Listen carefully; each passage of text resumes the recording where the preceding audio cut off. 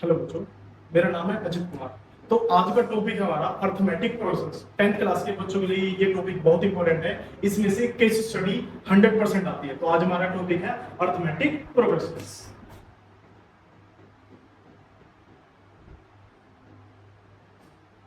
Arithmetic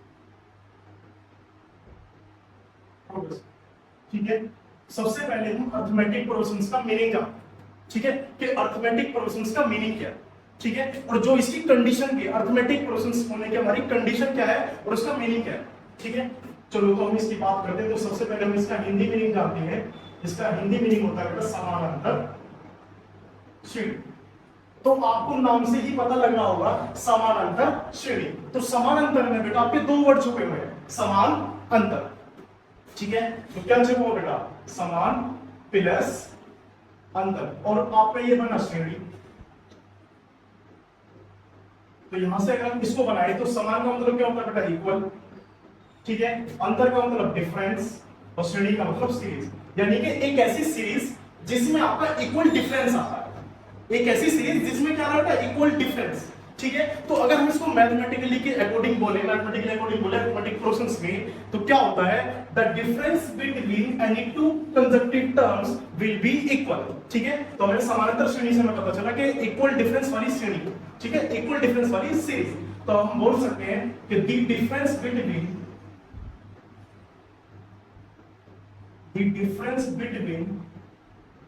any two consecutive terms will be equal.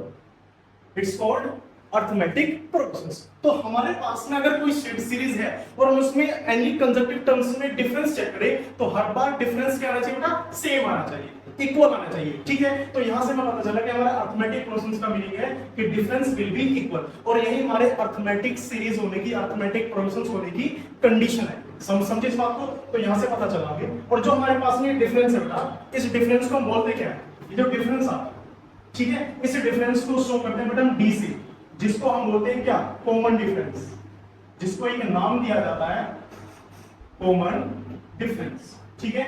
अब इस common difference की बात करते हैं। कॉमन डिफरेंस को शो करते हैं डी से, जिसका मतलब है कंसेक्यूटिव टर्म्स का डिफरेंस a2 a1। अब ये a2 a1 क्या है, तो हम चेक करते हैं कि हमारे अर्थमेटिक प्रोग्रेशंस होगी क्या। अगर हम मान ले कि आपका अर्थमेटिक सीरीज में फर्स्ट टर्म है a, सेकंड टर्म से a + d, थर्ड टर्म से a + 2d, थर्ड टर्म से a + 3d, ठीक है, ये हो रहा है आपके पास। तो ध्यान से देखिए, a + d, a + 2d, a + 3d। तो हमारे पास में ये सीरीज बन गई जिसमें हर बार कॉमन डिफरेंस कितना है, d। एक बार d प्लस हुआ, फिर d प्लस हुआ, फिर d प्लस हुआ, फिर d प्लस हुआ। इसी d को हम बोलते हैं आपका कॉमन डिफरेंस, ठीक है। तो ध्यान से देखिएगा कि ये जो हमारे पास में है, इसको बोलते हैं बेटा a1। a1 का मतलब फर्स्ट टर्म, जिसका मतलब है a। ये सेकंड टर्म यानी कि a2, ठीक है। a2 का मीनिंग क्या है, a + d। ये थर्ड टर्म a + 2d, और ये आपका फोर्थ टर्म क्या होगा, a + 3d। तो ध्यान से देखिए कि आपके पास में है क्या, a1 का मतलब a, a2 का मतलब a + 3d, a3 का मतलब a + 2d, और a4 का मतलब a + 3d। तो ये ध्यान से देखो, यहाँ पर एक कुछ कॉमन टर्म्स बन गए, ठीक है, जिसमें क्या हो रहा है, 1 है तो a है, 2 है तो a + d, 3 है तो a + 2d, a4 है तो a + 3d, यानी कि 4 आ रहा है तो 3d। अगर मैं कहने लगूं आपसे कि a8 का मतलब क्या होगा, a8 का मतलब होगा a + 7d, ठीक है। a9 का मतलब क्या होगा, a + 8d। तो ऐसे ही हमारे पास में टर्म्स निकल आता है, जनरल टर्म्स, जिसको हम बोलते हैं क्या, nth टर्म्स, जिसको हम बोलते हैं nth टर्म्स। nth टर्म्स का फॉर्मूला होगा an, यानी कि जो टर्म्स हमें चाहिए उससे एक कम नहीं, यानी कि an = a + n - 1 × d। ये निकल गया आपका nth टर्म्स, ठीक है। तो एक फॉर्मूला हमें मिलता है जनरल टर्म्स निकालने के लिए, an = a + n - 1 × d। अगर मैं इसमें आपसे ये कहूं कि आप a22 टर्म्स निकालिए, तो इसका मीनिंग क्या होगा, a + 21d, ठीक है। तो समझ में आया कि जनरल टर्म्स क्या करते हैं। अब बात करते हैं फिर से हम कॉमन डिफरेंस करते हैं, d क्या होता है, a2 - a1, ठीक है। जरूरी नहीं है कि आपका a2 - a1 से ही आपका d है, आप किसी भी टर्म से निकाल सकते हैं, क्योंकि हमने कह दिया कि ये ap है, अर्थमेटिक प्रोग्रेशंस है, यानी कि common difference will be equal. Her terms में कॉमन डिफरेंस क्या होगा, इक्वल होगा। तो यानी कि अगर मैं कहूं आपसे, तो a3 - a2 से क्या कॉमन डिफरेंस निकाल सकते हैं, लेकिन बेसिकली हम यूज क्या करते हैं, a2 minus a1। Second term से फर्स्ट टर्म को माइनस कर दो तो क्या निकलता है, कॉमन डिफरेंस, ठीक है। और हम चेक करते हैं कि a4 माइनस a3 कहीं किसी से भी निकाल सकते हैं। तो यहां से बेटा हमारे पास में कॉमन डिफरेंस का एक जनरल फॉर्मूला भी आता है जो हम 11th क्लास में यूज करते हैं, जो आपके पास में निकलता है d an minus an minus 1। यानी कि आपने एक बड़ी टर्म्स में से उससे छोटी टर्म्स माइनस कर दी। ध्यान से देखिए, an यानी कि a4 से कम कौन सी a3, तो a4 माइनस a3 यानी कि आपने बड़ी टर्म्स में से उससे पीछे वाली टर्म्स माइनस कर दी, तो जनरल टर्म्स क्या बनी, an माइनस 1 टर्म्स। तो यहां से निकल गया कॉमन डिफरेंस। तो आपको nth टर्म्स का पता लगा, आपको कॉमन डिफरेंस का पता लगा, और आपको पता लगा कि आपके जो पास में जो एपी है, अरिथमेटिक प्रोसेंस है, कि हमारी कब कौन सी सीरीज अरिथमेटिक प्रोसेंस बनाएगी, कैसे बनाएगी। फिर से देखिए, the difference between any two consecutive terms will be equal, यानी कि हर बार कॉमन डिफरेंस क्या होना चाहिए, सेम होना चाहिए। अगर मैं एग्जांपल की बात करूं तो हमारे पास में जैसे आता है ये 2 4 6 8 10, तो इनमें देखिए हर बार कॉमन डिफरेंस सेम है। 2 और 4 में डिफरेंस 2, 4 और 6 में डिफरेंस 2, 6 और 8 में डिफरेंस 2, 10 और 8 में डिफरेंस कितना है, 2। ऐसे ही बेटा ये भी हो सकता है 1 3 5 7, इनमें भी डिफरेंस कितना है, 2 का है, हर बार डिफरेंस सेम है। ऐसे बेटा आपका सीरीज ये भी हो सकता है 10 7 4 1 ध्यान से देखिए, इनमें भी कॉमन डिफरेंस क्या है, सेम आ रहा है। 10 में से 7 3 का डिफरेंस, 7 4 में से 3 का डिफरेंस, 4 में से 1 का डिफरेंस 3, यानी कि हर बार डिफरेंस कितना आ रहा है, सेम आ रहा है। तो ये सारी जो सीरीज है ये हमारी अरिथमेटिक सीरीज है, ठीक है। तो हमें पता चलता है कि अरिथमेटिक सीरीज हमारी कब होगी, अरिथमेटिक सीरीज जब होगी जब हमारा कॉमन डिफरेंस हर बार क्या होगा, सेम होगा। तो यहां पर हमें एक चीज पता चलती है कि अरिथमेटिक सीरीज होने के लिए हमारा कॉमन डिफरेंस इक्वल आना बहुत जरूरी है, ठीक है। जब हमारे पास में अरिथमेटिक सीरीज आ जाएगी तो अरिथमेटिक सीरीज में आपका फर्स्ट टर्म क्या होगा a, सेकंड टर्म क्या होगा a प्लस d, आपका थर्ड टर्म क्या होगा a प्लस 2d। तो उसी के हिसाब से हमने एक जनरल टर्म्स निकाला an is equal to a plus n minus 1 into t, ठीक है। अब a nth टर्म्स के बाद में जो एक अगला टर्म्स आता है हम उसको बोलते हैं लास्ट टर्म।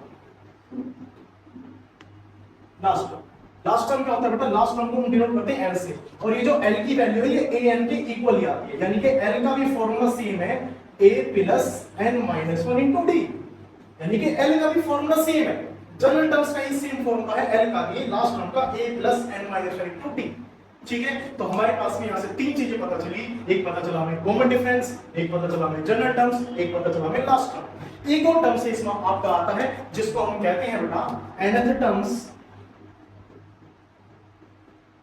फ्रॉम लास्ट, यानी कि लास्ट से nth टर्म्स। ये जो हम nth टर्म से निकाल रहे हैं ये कहां से बेटा, फ्रॉम स्टार्ट, यानी कि आपका स्टार्टिंग से nth terms.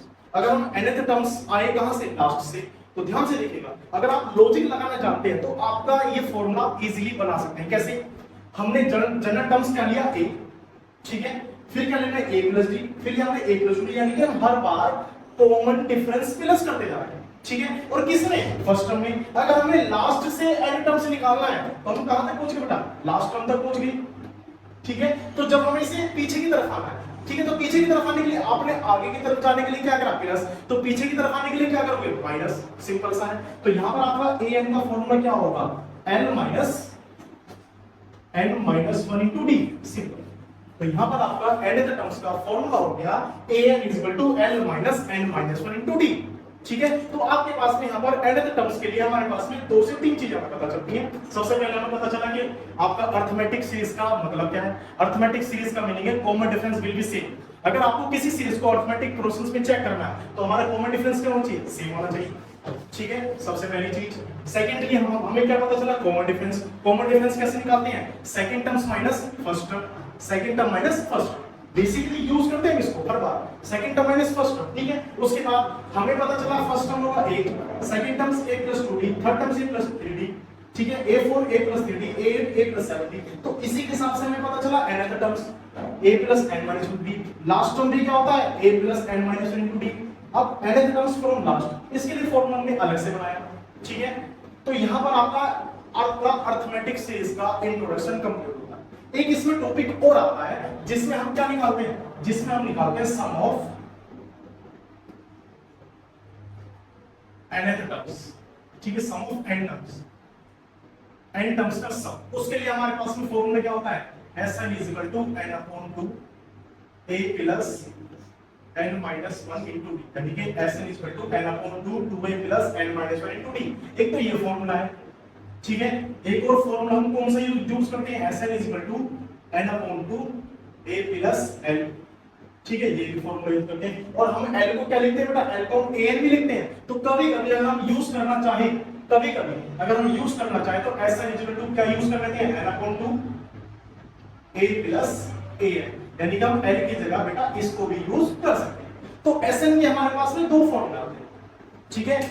Sn is equal to n upon 2 2a plus n minus 1 into d, Sn is equal to n upon 2 a plus n, और l को हम क्या लिखते हैं बेटा, an भी लिखते हैं।